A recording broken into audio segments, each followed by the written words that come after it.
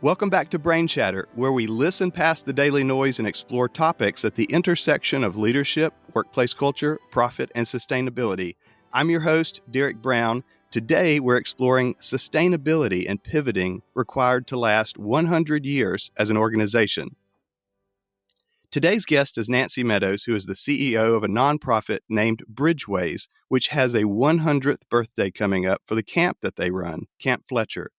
This is an organization that has made several significant pivots over the years, which in turn has allowed it to overcome hard times, weather economic downturns, enter new areas of service, keep up with changing expectations from clients, partners, and funders, and continue to stay viable through decades of massive changes going on around them. While they may not be a for-profit like most organizations that Brain Chatter guests lead, they've had to balance the books to keep serving year after year for almost a century.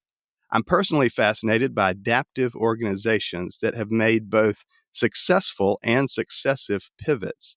So I know that there is much to learn from BridgeWays' story and from Nancy. Nancy, thank you for spending some of your valuable time with us on Brain Chatter. It's my pleasure. Let us first define what I mean by pivot. I would call it a decision to make a major change in something fundamental.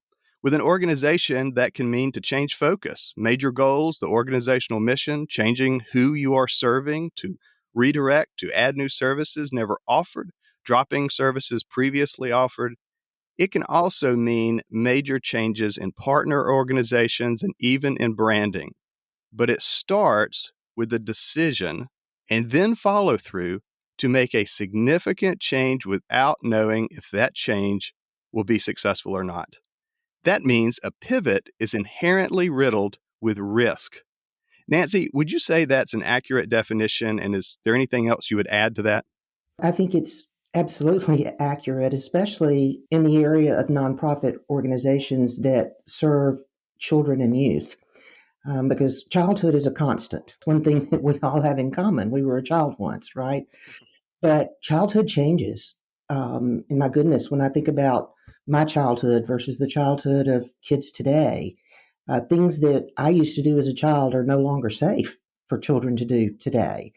And just social issues, politics, governance, the world changes. And as we forget a lot of times, as the world changes, childhood must change also. So it is tricky. Sometimes, I like to say that in nonprofit, we're really good at standing on our heads and juggling greasy BBs with our feet. We have to be adaptable in order to be relevant. And as a nonprofit, if you lose your relevance, you've lost your anchor. Absolutely. So in your experiences at BridgeWays and otherwise in life in general, how do you know when it is time to make a major pivot? Is this a sort of a gut instinct for you? Do you know it based on hard data and analytics? Is it something that's solely financial oriented? What normally guides you to start exploring a pivot, to evaluate the risks of making it or not, and then to just take the plunge and pivot? I would say first and foremost for us as a nonprofit in the youth development industry, it is relevant programming because programs are our product, right? That's what we sell. That's what we offer. When we go out and ask people to make a contribution to our organization, they want to know what they're buying. So it's important that programs are relevant, that they are quality, and that our outcomes can be measurable. We made a pivot several years ago in that we invested over $30,000 in developing scientifically, statistically valid outcome measures so that we could provide outcome measurements to kids at the beginning of a program and again at the end. If the goal of that program was to increase their awareness of their future career potential and fields, we wanted to know before and after if there was any change in that child by virtue of being delivered that curriculum. If the initiative was healthy choices and self-reliance, we wanted to know beginning and end what shift we saw in that child because they received that curriculum. Even when it comes to camp and outdoor education, as as a nonprofit, it's not enough for us to say our kids came to camp for the summer or for a week, and because they came to camp, they had a great time. Having a great time is not enough in nonprofits. So we do pre and post outcome measures, even with our campers. We say that kids learn leadership skills at camp, independent living skills. They learn how to work together as a team. Well, we have to be able to prove that we've in fact done that. So I think that having pre and post statistically valid outcome measures is critical to our not only our decision making process but funding. So if we have pre and post outcome measures, we're delivering a program and we see we're not moving the needle like we intended to move the needle, then we have to go back and adapt program. I think the other piece of paying attention to programming as you plan forward is everybody offers so many programs that are essential and good quality programs. In nonprofit youth development, you've got Boy Scouts, you've got Girl Scouts, you've got Big Brothers, Big Sisters, Boys and Girls Clubs. And I think that what we have to pay attention to is if we're working in a market, in a community where that service already exists, then there's really no point in us duplicating that service. So I think one of the things we look at when it's time to make a decision, do we make a change or not, is are we duplicating service through our programs, number one. Number two, are we able to do our mission? Are we able to accomplish what we say we're going to accomplish in the life of a child? So I think program for us, because it is our product, is the most important thing for us to look at. Obviously, sustainability is an issue. And when we started developing our Camp Fletcher, which you pointed out is going to be 100 years old in just a few years. It was founded in 1926. We can rent facilities there when the camp is not being used for program, and that funding can help supplement the cost of programs that we deliver to kids who can't afford those programs. So I would say program first, and then sustainability would be second. And how often do you look at that data and make sure that that you're thinking about all of the things that you just outlined that you evaluate? At least annually. For example, at the end of the summer camp program season, we'll sit down and look at everything we did in summer camp and see if we moved the needle according to the data like we wanted to. We also do program quality assessments. It's very important in our organization that kids are a part of their own learning.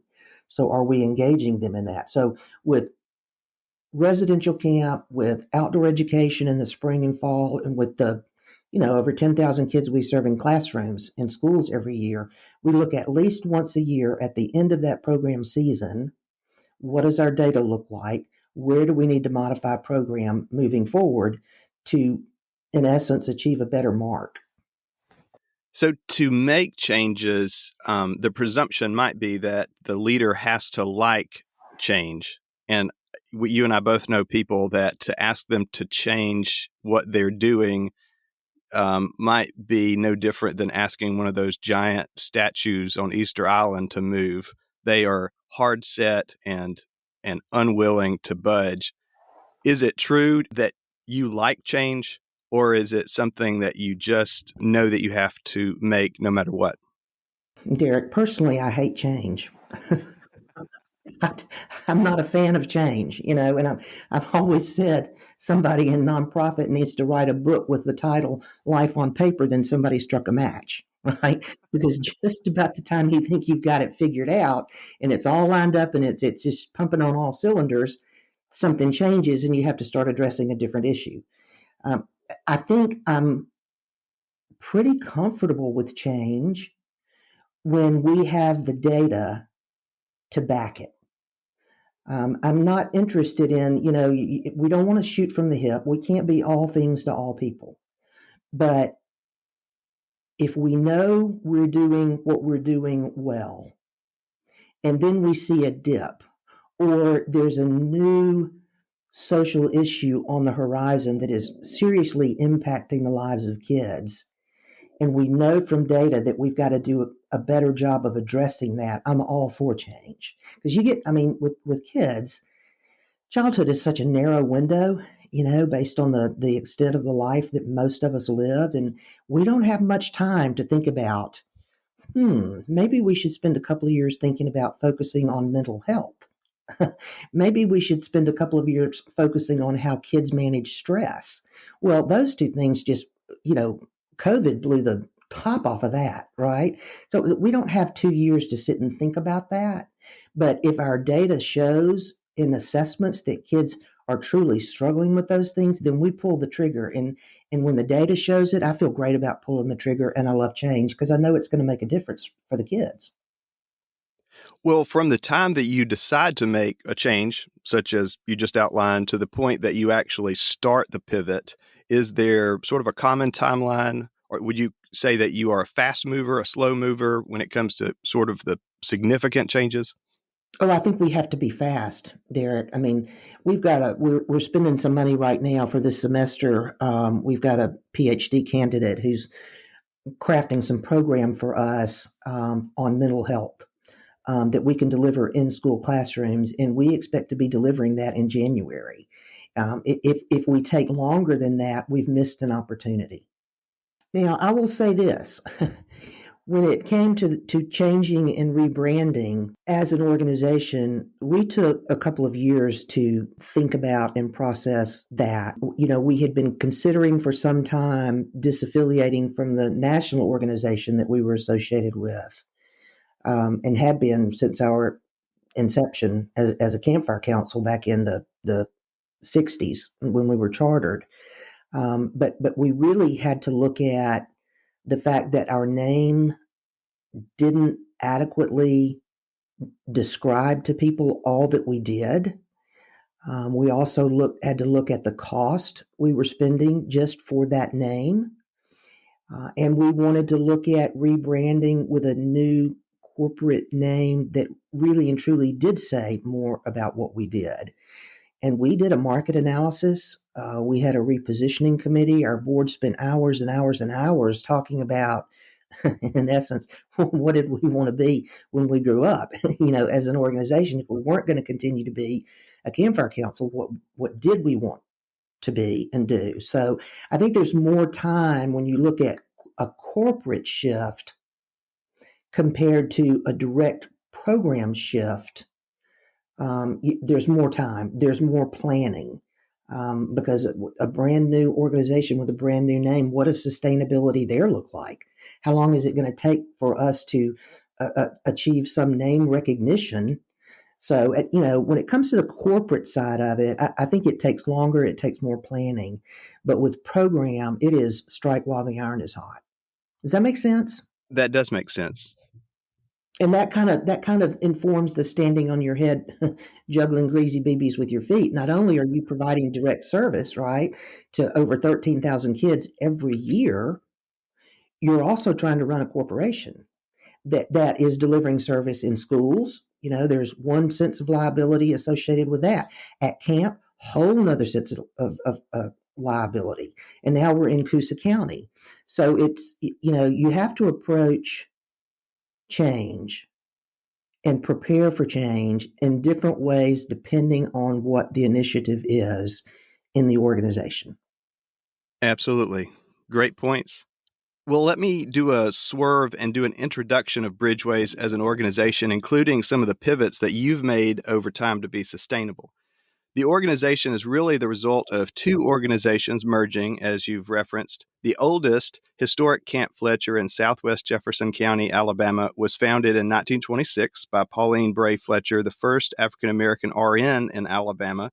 BridgeWays acquired ownership of the property in 2004, and in 2016, BridgeWays established Fletcher Preserve Supporting Organization, a nonprofit corporation which now holds the deed to the property forever, securing it as a community asset for young people and families.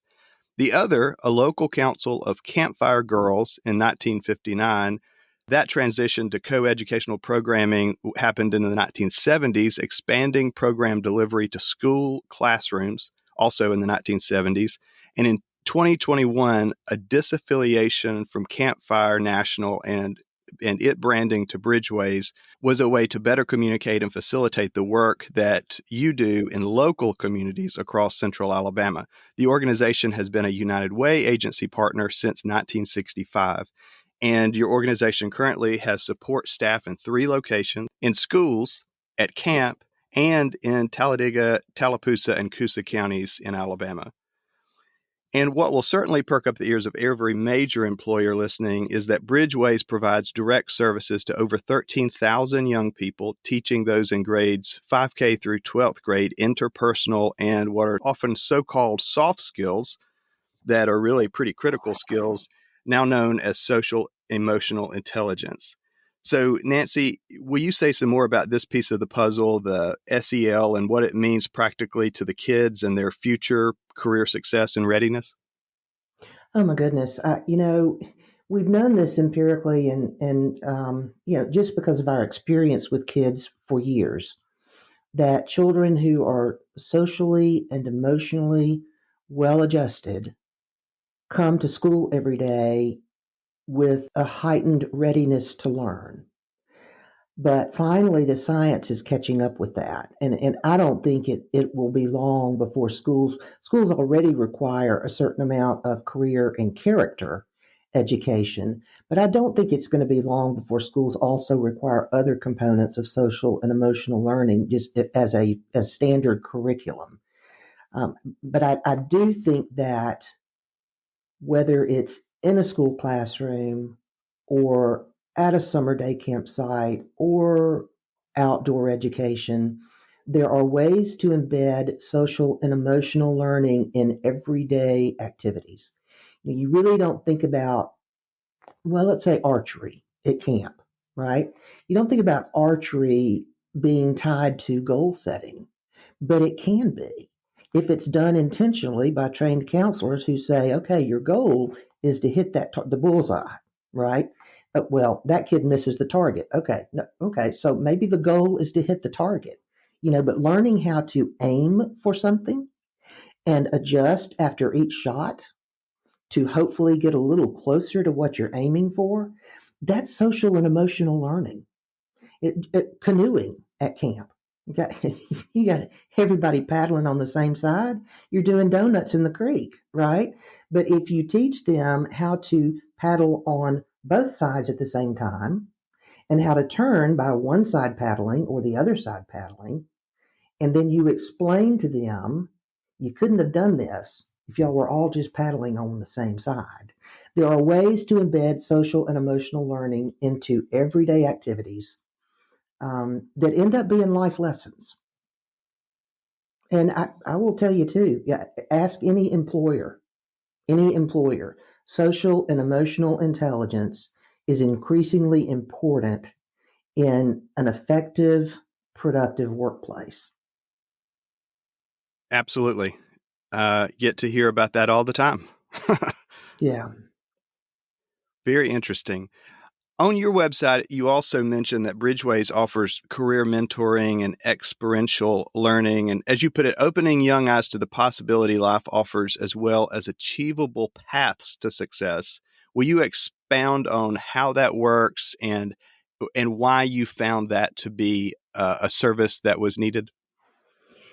One of the things that we've discovered in working with school counselors and teachers and principals is that there is a window where, and it's usually ninth, 10th grade, and somewhere in there, if a student has an idea of what they would like to do as a profession or a vocation, they are more likely to stick it out and graduate because they've got something that they're working towards. And this you kind of have to overlay the whole hope factor. Kids need to feel hopeful about their future. We go into a classroom starting as early as 5th grade now, and we do aptitude and interest inventories with students. They fill out a survey that tells us where their strengths, their academic capacity, and their interests intersect. Then we bring back to them a list of possible careers that are consistent with where their interest and their aptitude intersects, and they can see how many years of college they would need or vocational school they would need in order to achieve that. And our career education director would tell you that it is amazing to see the light in a kid's eyes come on when they realize, hey, I would really like this and I can do this. Not every child is built for college, but there are people out there who never went to college for a day who are making plenty of money and totally fulfilled by their job. So I think that helping kids identify early that there is an achievable path to success for them gives them hope, and it also makes the life of a teacher a lot easier. Well, you're helping that child make sense out of things. Yes. And that we're also preparing them for, if they go for a job interview and they can tell the person that's interviewing them that they really want to do this and believe that they can do it well, they're more likely to be hired than if they just walk in and the interviewer gets the impression they're just looking for a paycheck. I think we were probably all frustrated at some point during our education, K-12, when we were having to learn things that no one helped us make sense out of why this was important or where this road was leading. And it sounds like your organization really does a good job of answering the whys for kids early on. I think that's important. Every conversation we have with a child is not a conversation necessarily. I mean, sometimes we give direction, right? But there are times when their why questions are very important. I know with my own kids when they were little, my son especially, why, mom? Well, because da da da. But why, mom? Well, because yada yada. But why, mom? And I would finally realize there was no why question I could answer that would make him want to take out the garbage. It's just, and at some point you have to say, okay, this is not a conversation. This is a directive. Take out the garbage, right? But on the other hand, conversation is important when it comes to a child trying to figure out who they are, what their gifts and graces are, what they think they want to be when they grow up. Those are conversations that need to be had with kids. And if they aren't had early on, then kids really don't see an achievable path to success. And that's a shame. Wow. What has been the driver of those major pivots that we've just talked about, including the ones that have happened in the past 2 years since you launched BridgeWays under the new branding? A big part of the rebranding and the new name BridgeWays was to help people understand at the sound of the name that we're building bridges for kids to get from where they are to where they have the potential to be. And we have a perfect example of how you get from one place to another in the founder of Pauline Fletcher, who founded Camp Fletcher in 1926. She was the first African American nurse in the state of Alabama.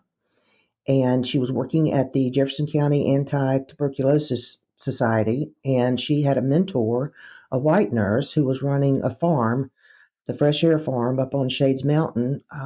It's a place for kids to get out of the city and into the fresh air, but it was only for white kids. And Mrs. Fletcher took exception to that and was offended by that. So she started a camp for black children, and she started with 47 acres.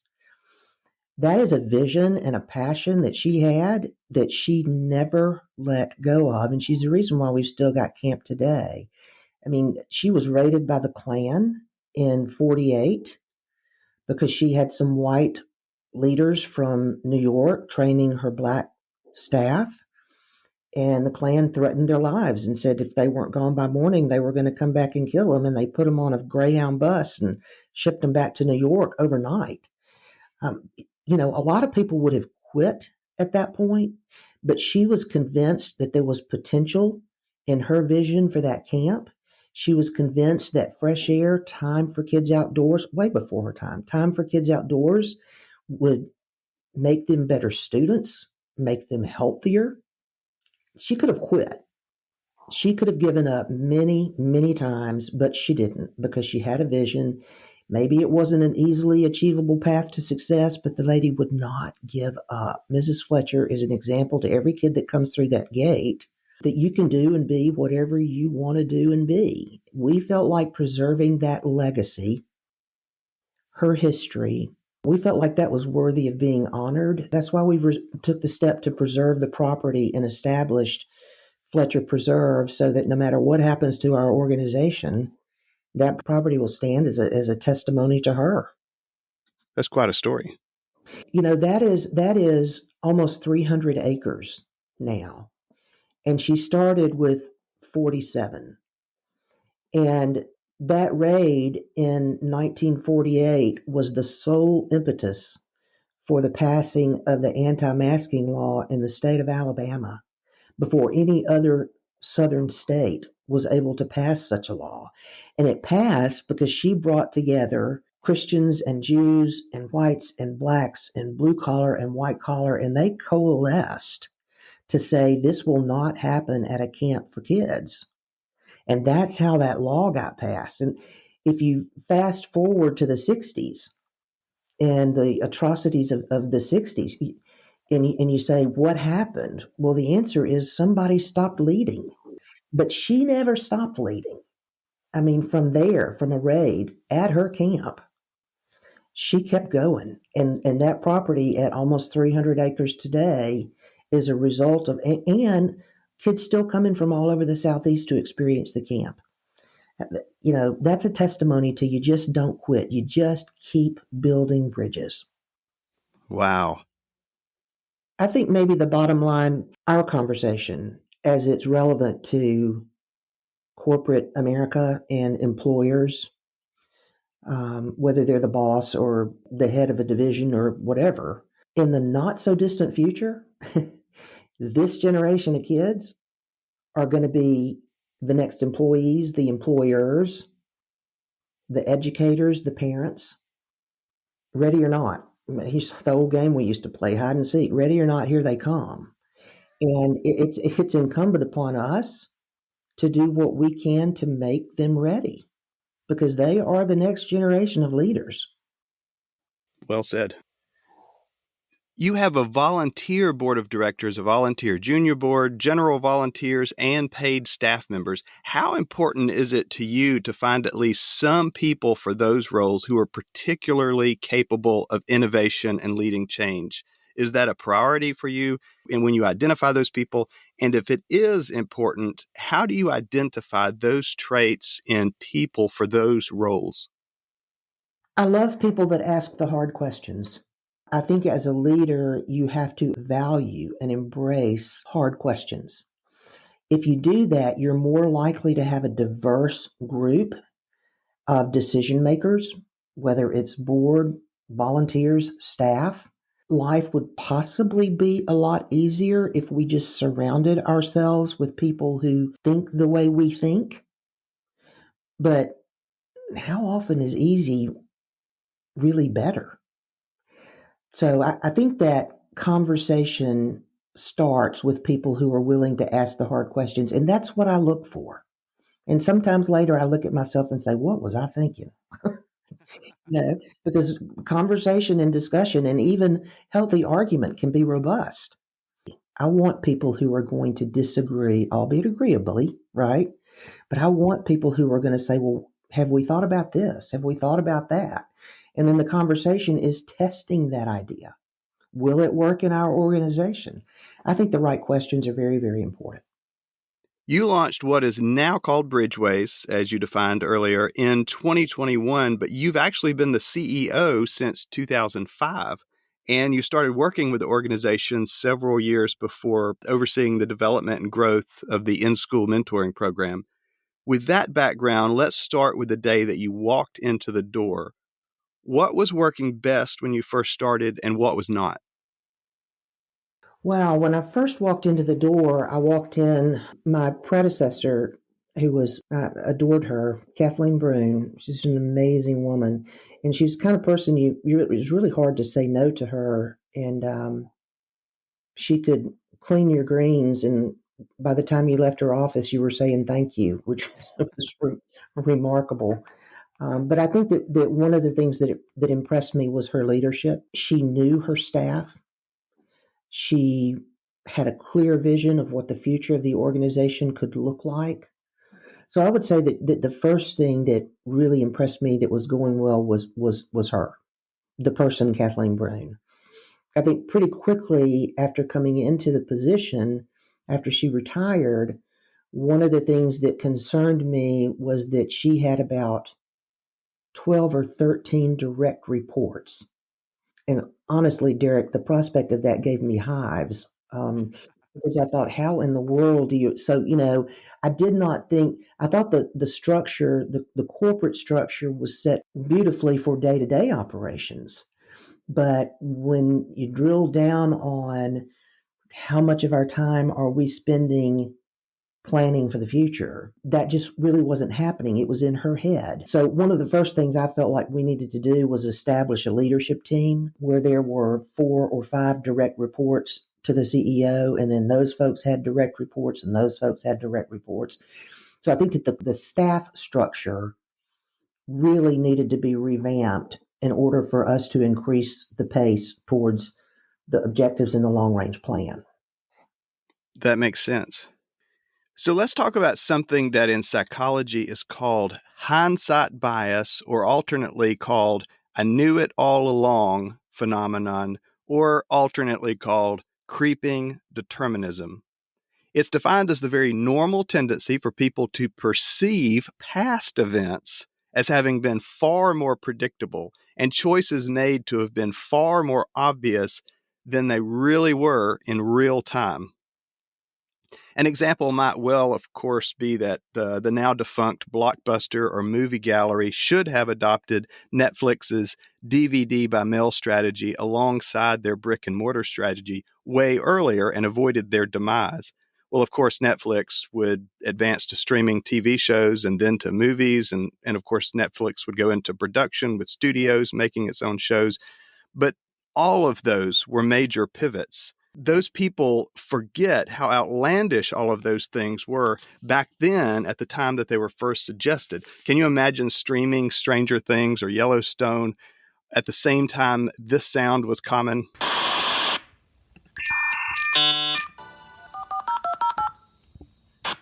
So tell me how you have encountered hindsight bias, if you have, and your thoughts on how that impacts perceptions of successful pivots at BridgeWays. Well, I think that hindsight is 2020. Some of us as leaders would tend to be more critical of ourselves than perhaps others. And that's just I think that depends on the leadership's personality to a great extent. When I look back at the changes that we've made in the organization during my tenure and the tenure of my predecessor, um, I tend to look more at how we made the decisions than what the decisions were. I think the process of strategic planning is critical. And if you're well versed in your strategic plan and adhering to that, um, yeah, you're going to make mistakes. But to look back and say, oh, why didn't I know that at the time? It's really pointless if you're operating with an adequate strategic plan. And all a strategic plan is, really and truly, I mean, who wants to play 18 holes of golf without knowing where the holes are? Not me, right? But, I think that when I look back on our organization in my tenure, the times that we've made what I consider now to be bad decisions, it was simply because we didn't adhere to the strategic plan. Well, we're getting close to the end of the interview, but I definitely want to do a good introduction of you, Nancy. Nancy joined the organization now known as BridgeWays in the 1990s. By the way, the Gen Zs, as you probably know, call back in the 1900s. And you joined as a program manager and have been CEO since 2005. Under Nancy's leadership, BridgeWays has completed a merger, acquired ownership of a historic property, established a supporting organization, and a branch affiliate. You've managed numerous partnerships, spearheaded the project to create statistically valid outcomes and measurements for every program, and you launched a capital campaign resulting in new construction. Nancy is a graduate of Auburn University, where she earned a BA in Family and Child Development, and you also have a master's in agency counseling from UAB.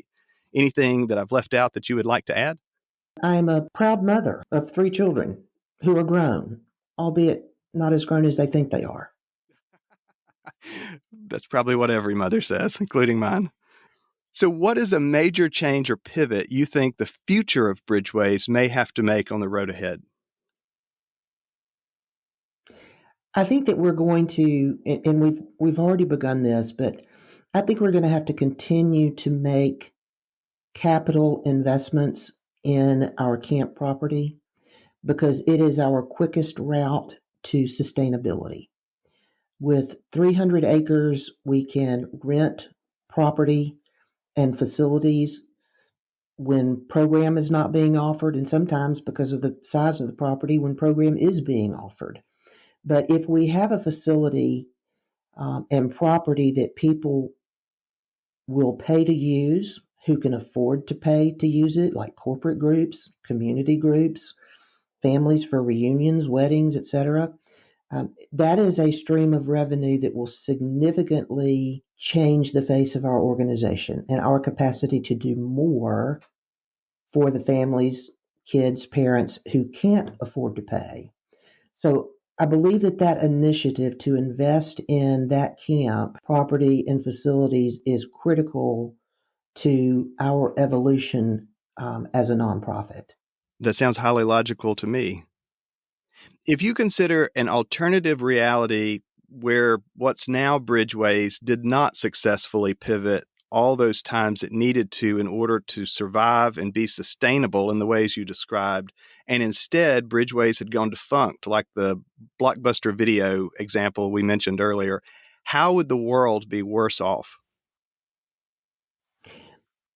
Our children and youth, from just a local community perspective to county to state to national, they are our most precious resource. And if, as an organization, we do not continually evolve to remain relevant in the lives of our children and youth, addressing current and likely future needs of children, parents, educators in schools, the face of education is changing.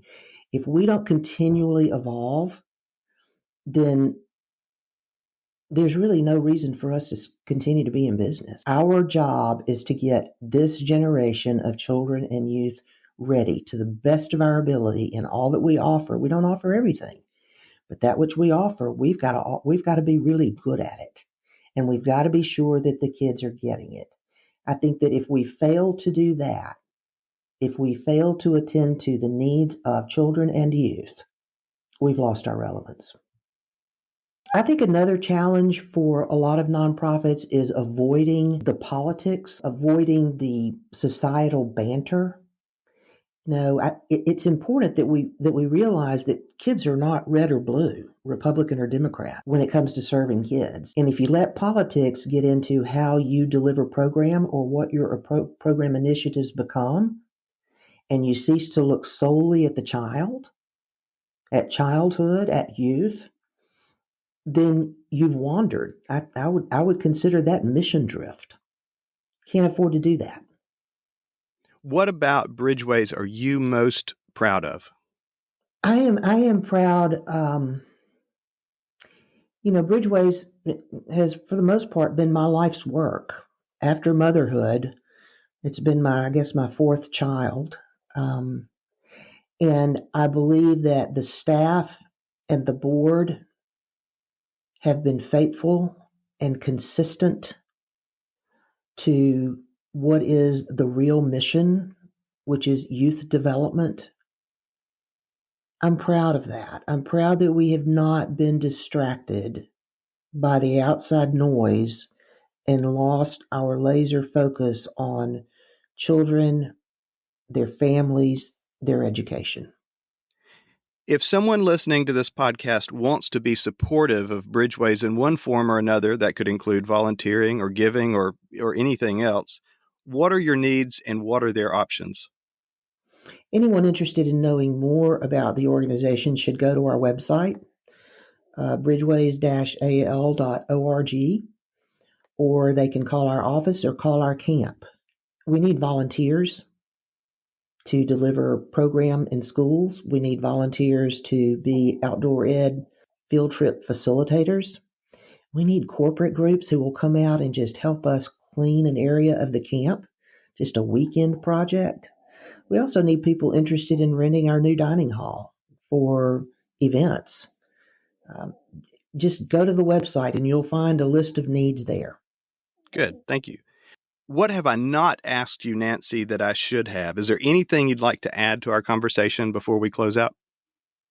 I think that every life is built around something, and what that something is will change, given seasons in the life of an organization, a corporation, in the life of an individual. But I think that because at any given point in time, every life is built around something, it pays to be intentional about what that something is.